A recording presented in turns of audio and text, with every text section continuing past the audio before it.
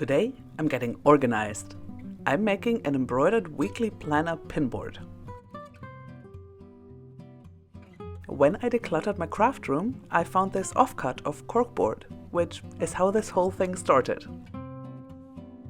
I've already done some advanced mathematics to figure out how big and where the spaces for the days go. I've got 5 big ones for work days, and I used half size for weekends. Then I leafed through a stack of craft patterns from old magazines. This one is from the late 70s, I believe, and was supposed to be a border for a tablecloth. It will hopefully wind around the squares and make the whole thing look less formal. I'm pretty confident I got the sizes right. I lined things up about half a dozen times and it seems to fit.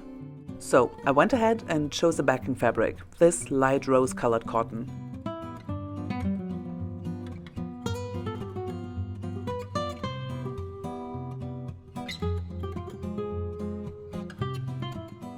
Now to transferring. I should take time to trace the flower vine onto the paper where I drew the squares, but instead I marked the place where the 2 patterns should lie on the fabric, and I'm going to transfer in 2 steps.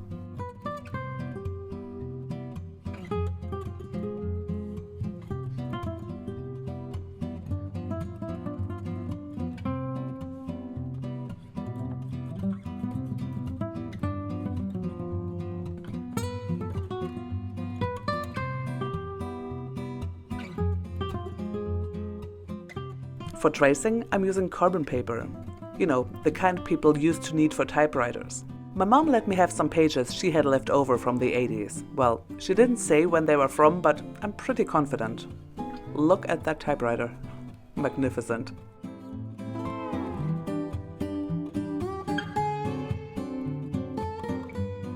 Lay out the carbon paper and line up the pattern.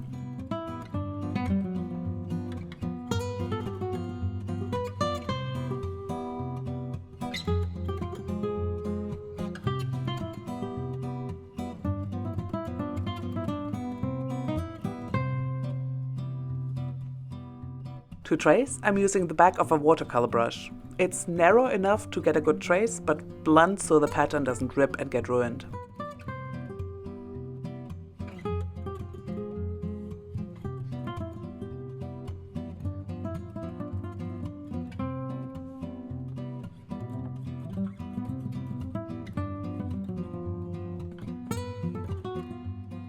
I was so nervous checking on the trace, but it worked out very nicely.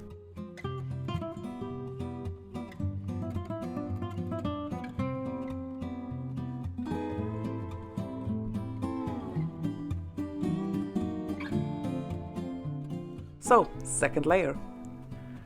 Lay out the carbon paper, line up the pattern, say a quick prayer to Saint Clare of Assisi, or the embroidery-related saint of your choice, and let's get going.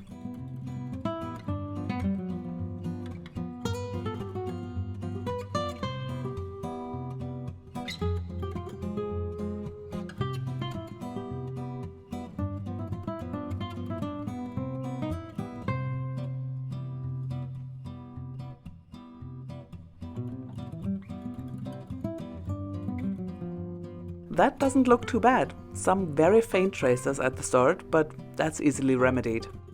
This is water erasable pen that'll wash out.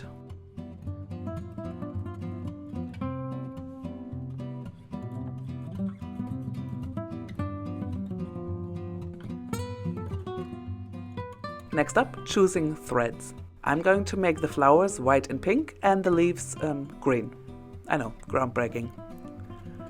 As I was choosing the threads, I still hadn't quite settled on whether I was going to use cotton or wool. For a while, the idea was that I'd start with cotton and then transition into wools, so I chose matching threads in both cotton and wool, but only used cotton in the end. I am quite happy with that palette. I also chose a blue to stitch around the rectangles.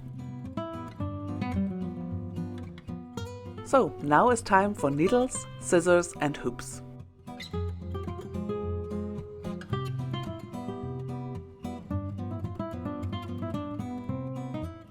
I'll move the hoop along as I finish each section.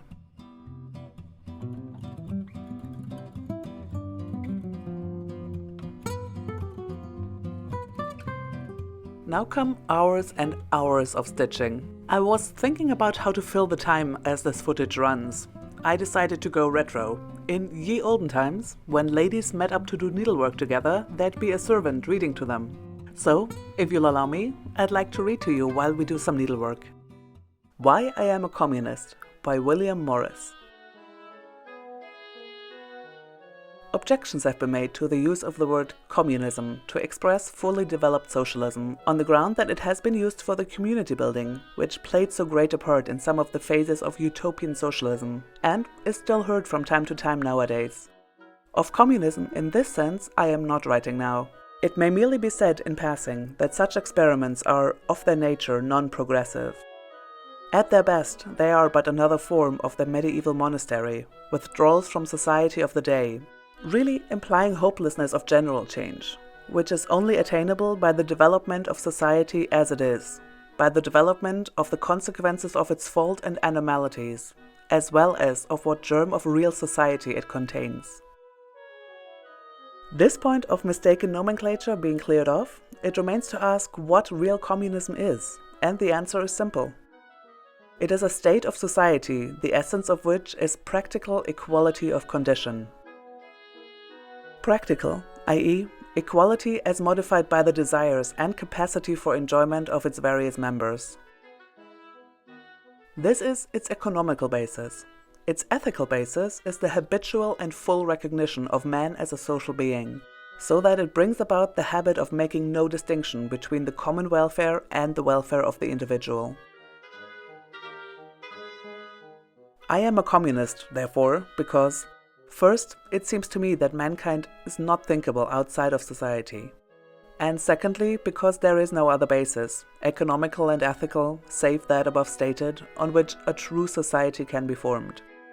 Any other basis makes waste and unnecessary suffering an essential part of the system. In short, I can see no other system under which men can live together except these two, slavery and equality. The first of these two says, some standard of worth having been determined, of course not as a result of the immediate agreement of men living under such and such a system, but of the long development of many centuries.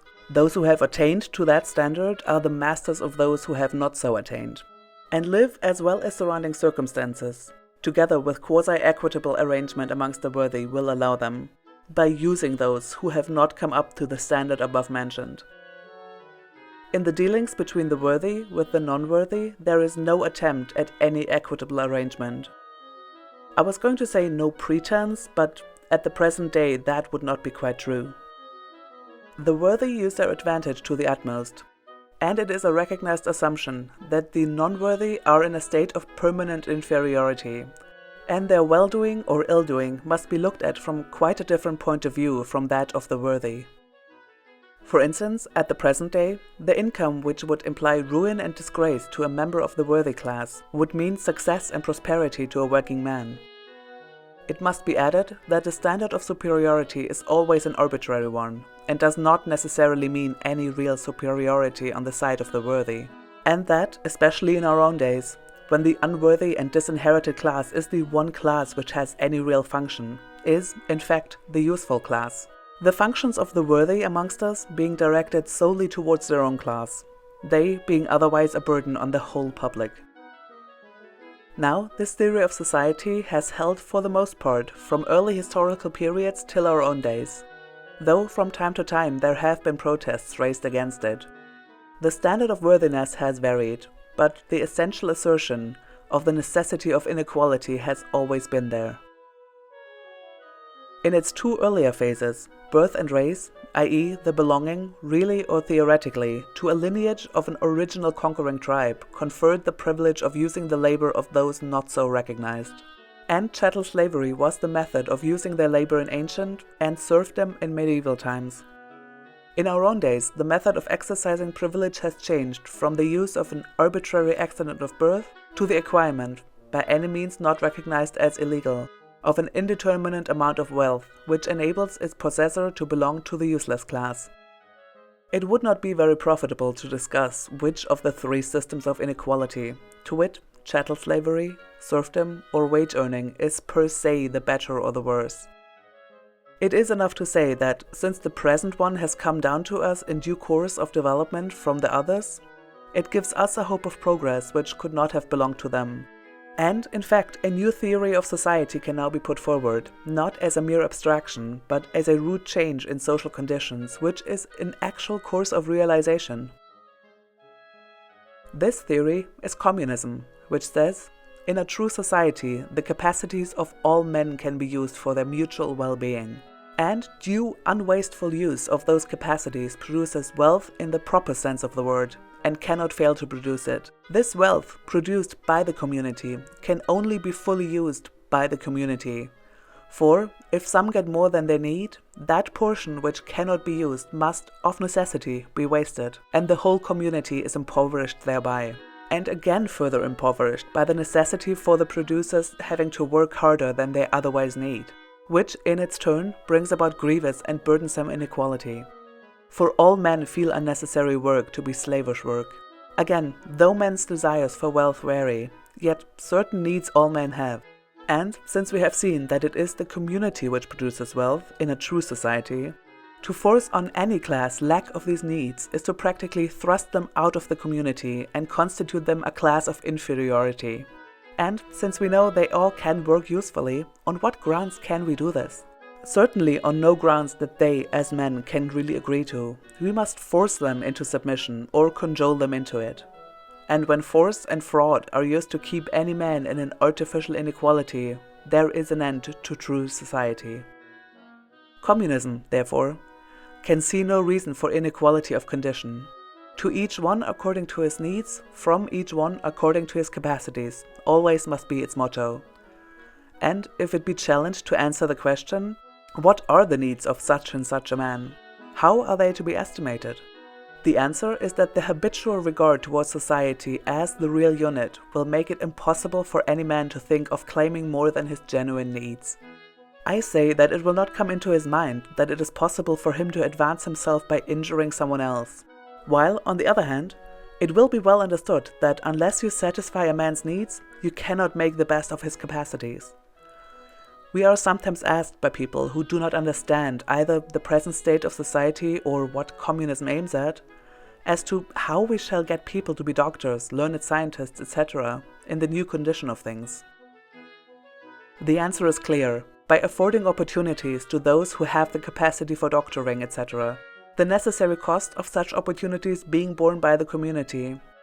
And as the position of a doctor who has mistaken his vocation would clearly be an uncomfortable one in a society where people knew their real ones, and as he could earn his livelihood by engaging himself to do what he could do, he would be delivered from the now very serious temptation of pretending to be a doctor when he is not one.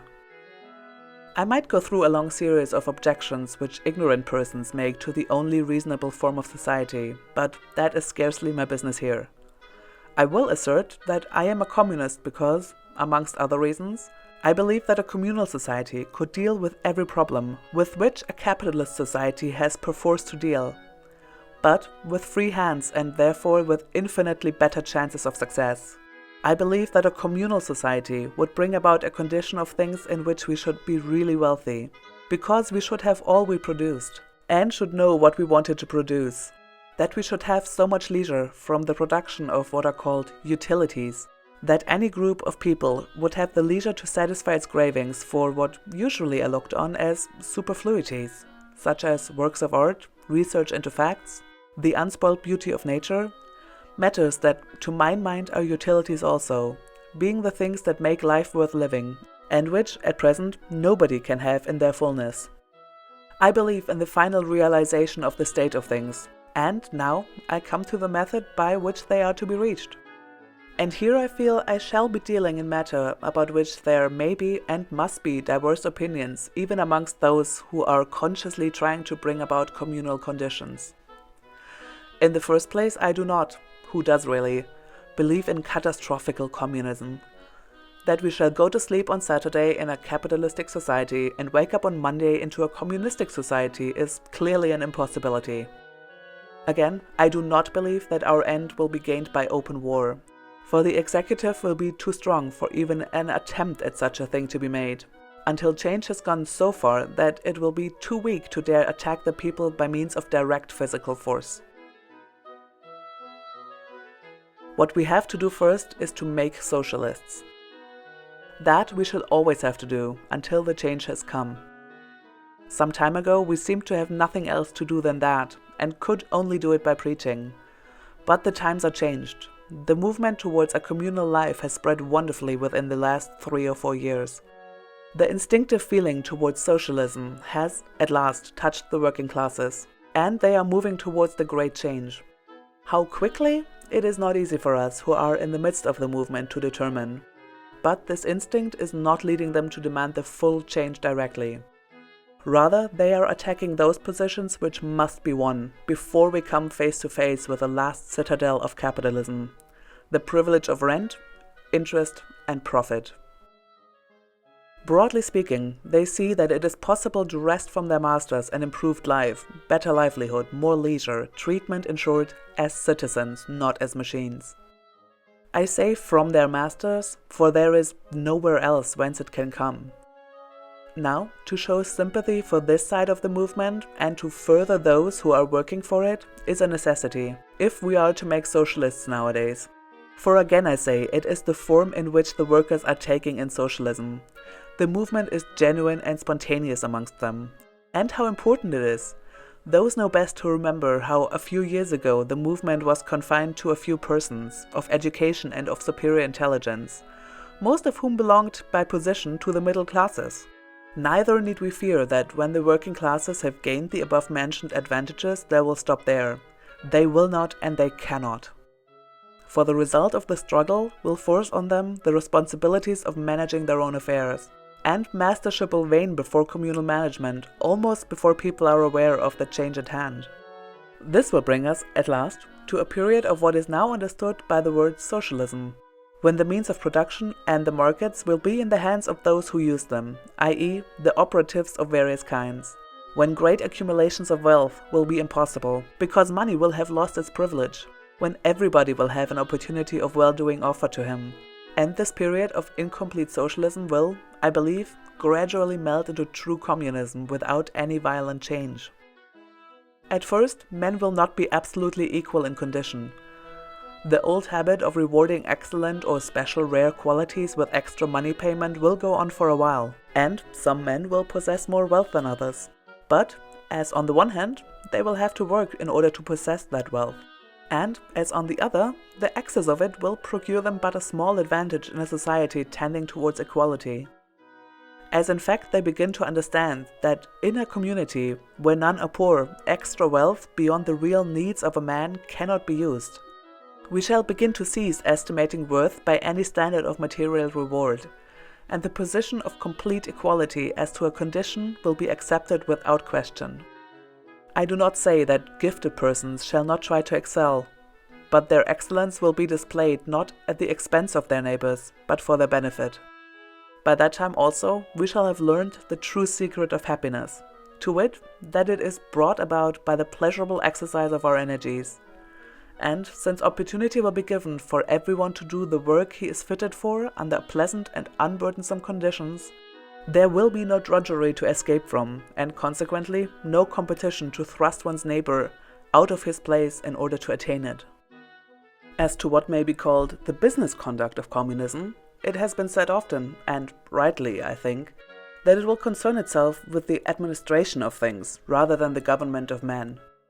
But this administration must take form, and that form must of necessity be democratic and federative. That is to say, there will be certain units of administration, ward, parish, commune, whatever they may be called.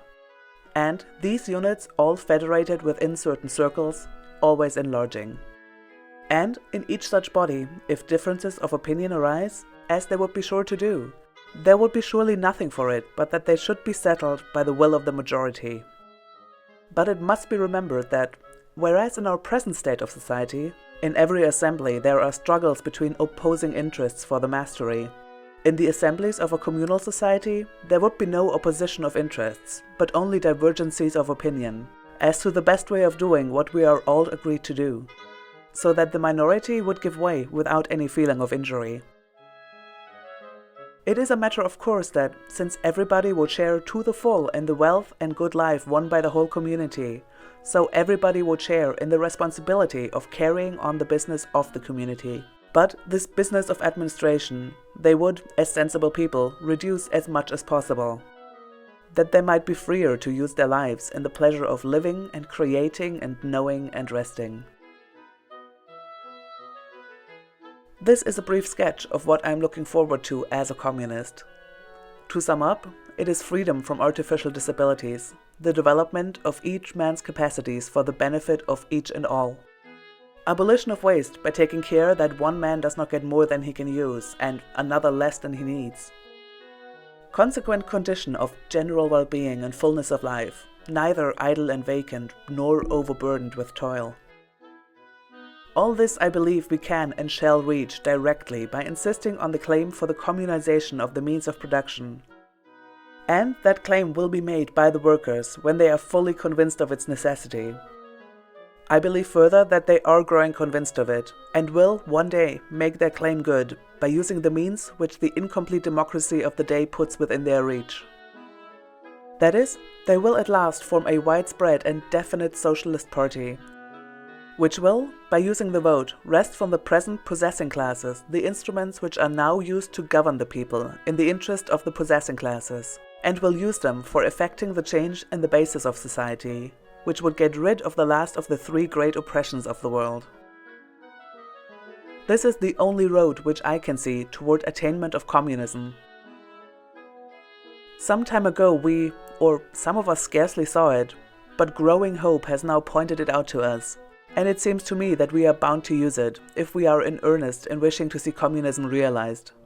I am opposed to anarchism then, among other reasons, because it forbids the use of the only possible method for bringing about the great change from privilege and inequality and property to equality and general wealth. So much for its tactics. As to its theory, I must say that I cannot recognize anarchism, as it has been expounded to me, as a possible condition of society, for it seems to me, in its essence, to be a negation of society. I rather look upon it as a mood engendered by the wrongs and the follies of a false society of inequality, and which will disappear with them. A kind of idealized despair, surely not justified by the state of the socio-political movement of today, which is most certainly setting towards socialism in its narrower sense, and, consequently, towards socialism in its wider sense, which is what I have been speaking of as communism. Thank you for indulging me. I hope that wasn't too, Now the embroidery is done and blocked, and I just need to wait for it to dry. Okay, so it dried, and whoever produced the stainless steel pins, please contact me. I just want to talk. I swear, I just want to talk. Alright, so unpin the embroidery. I moved it so the rust stain doesn't show on camera because I don't even want to look at it.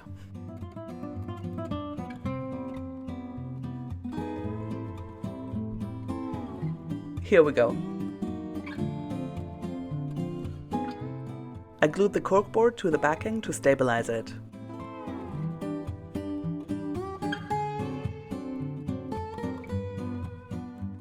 Now I'm just going to align it and pull it right as much as possible to hide the stain.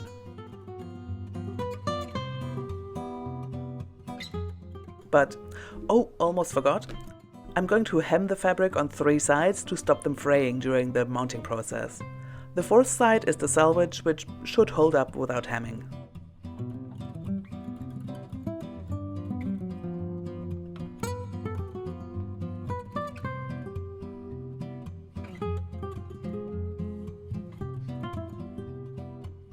Back to aligning. I'm going to provisionally pin it and do some measuring to make sure it's straight.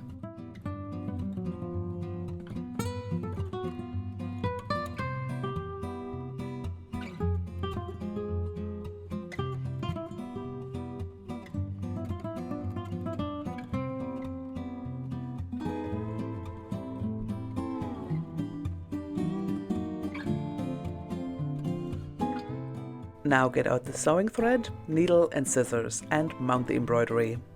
I did a long spiel about how to mount on my last pinboard video, so to not bore anyone further, I'll skip over that part now.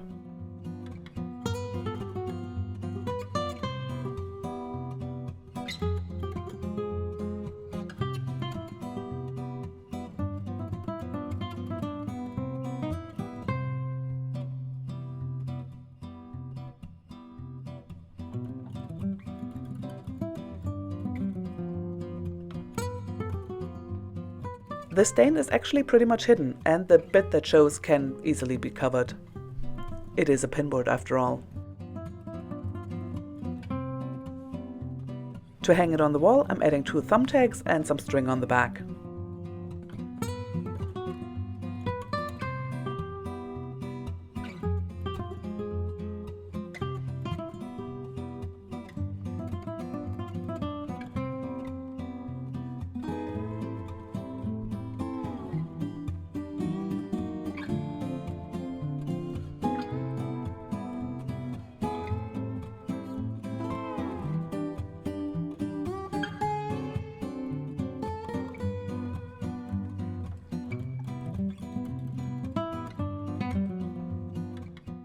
Now give me a sec to hang it and I love it! Thank you so much for joining me here on the Needlework Communism Hour. If you enjoyed this video, why not subscribe? Maybe next time I'll read you some Gramsci.